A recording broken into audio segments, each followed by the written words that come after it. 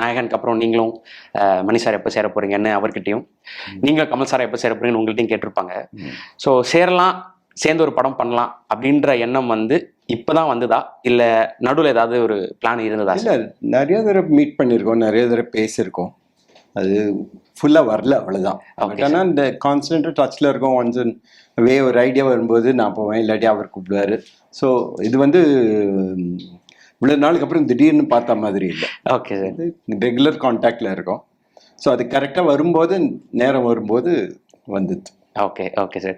Sir இப்போ நீங்கள் 2 பேரும் சேர்றீங்க அப்படிங்கும்போது ஆடியன்ஸ் ஆகிய எங்களுக்கு வந்து, ஃபேன்ஸ் ஆகிய எங்களுக்கு வந்து பயங்கரமான ஒரு எக்ஸ்பெக்டேஷன் இருக்குது. 87ல் நாயகன் ரிலீஸ் ஆச்சு, இவ்வளோ வருஷம் கழிச்சு 2 ஐடல்ஸ் வந்து சேர்ந்து ஒரு படம் பண்ண போகிறாங்க அப்படின்றது.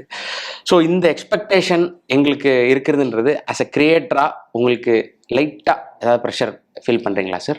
என்ன முடிவு பண்ணணும்னா, நாயகன் மாதிரி இருக்கக்கூடாது, வேற மாதிரி இருக்கணும். ஓகே, அதே ஜானரில் இருக்கலாம், ஆனால் வேற மாதிரி இருக்கணும், வேற எமோஷன் தொடணும், வேற மாதிரி டீல் பண்ணணுங்கிறது அதில் மட்டும் கிளாரிட்டி இருந்தது. அதுக்கப்புறம் வந்து கதை நம்மளை கூட்டிட்டு போயிடும் இல்லை, ஒன்ஸ் அதுக்குள்ளே போயிட்டோம்னு வச்சுக்கோங்க, அதுக்கு ஜஸ்டிஃபை பண்ணுறது தான் நமக்கு மெயின் பர்பஸ்.